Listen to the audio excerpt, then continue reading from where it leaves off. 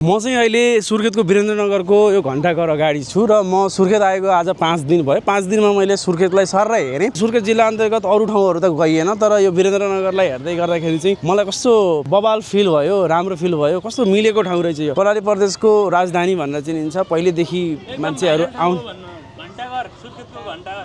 Okay okay पछि 3 बजेभन्दा पहिले pack हुन्छ त यहाँ। Okay okay thank you.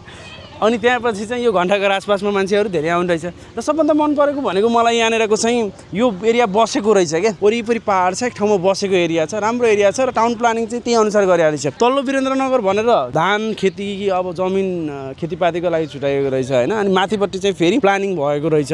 अर्को चिज चाहिँ के मजाको लाग्यो भन्दाखेरि सायद यहाँनिर जस्तो अन्त छैन होला। यहाँ सरकारी अफिसहरू सबै एकै ठाउँमा छ क्या। प्रदेशको नगरपालिकाको होइन, जिल्ला तहको सबै सरकारी अफिसहरू एकै ठाउँमा छ। राजा वीरेन्द्रले आएर चाहिँ त्यही हिसाबले प्लानिङ गर्नु भएको थियो अरे पहिला, कति सालमा भन्नुहुन्थ्यो यहाँ अगाडि। त्यो खालको प्लानिङ रहेछ होइन। बिचमा सर सरकारी अफिस छ अनि थोरै अलि माथि गइसकेपछि रेसिडेन्ट एरिया छ। त्यो हिसाबले मिलाइएको रहेछ। अब अरू ठाउँको तुलनामा यहाँ आइरहँदाखेरि चाहिँ मलाई सस्तो पनि ठिकै यो। अनि डिजिटल्ली चाहिँ हाम्रो क्युआर चल्नेदेखि लिएर त्यो कामहरू त भइहाल्यो। तर यहाँनिरको समस्या भनेको चाहिँ तपाईँ आउँदै हुनुहुन्छ भने राइड सेयरिङ एपहरू चाहिँ तपाईँले प्रयोग गर्न पाउनु हुँदैन। यहाँ चाहिँ ट्याक्सी पनि देखिनँ मैले। यहाँ सबै टुकटुके 3 व्हिलर मात्रै युज हुँदो रहेछ। 3 व्हिलरको अलावा चाहिँ यहाँ नगर बस पनि छैन। अनि त्यसपछि ट्याक्सीहरू पनि हुँदैन। जसले गर्दाखेरि तपाईँ यहाँ एक ठाउँबाट अर्को ठाउँमा जानु पऱ्यो भने चाहिँ अनलाइनमा बुक गर्ने त्यो खालको चाहिँ परिपाटी यहाँनिर छैन।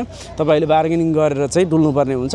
र डुल्नको लागि पनि फेरि के देखेँ भन्दा मैले वीरेन्द्रनगरमा तपाईँ एक दिन डुल्नु भयो भने इनफ सबै ठाउँ डुल्न सकिन्छ। यहाँनिरको बुलबुल ताल, त्यसै गरी यहाँ के मन्दिर छ होइन। अनि हामी अलिक डाँडातिर माथि पनि गयो। सरकारी अफिस आसपास सबै क्षेत्रहरूलाई चाहिँ हामीले एक दिनमै पुरै एक्सप्लोर गर्न सक्ने खालको चाहिँ यहाँको जियोग्राफी रहेछ। रमाइलो लागिरहेछ मलाई होइन। हावापानी पनि ठ्याक्क हाम्रो पोखराकै जस्तै रहेछ। तर यहाँनिर चाहिँ हाम्रो पोखराको तुलनामा अलिक बढी धुलो चाहिँ रहेछ, बन्दै गएर भएर होला होइन। पानी पनि कम पर्ने रहेछ। हाम्रोतिर पानी अलिक बढी पर्छ।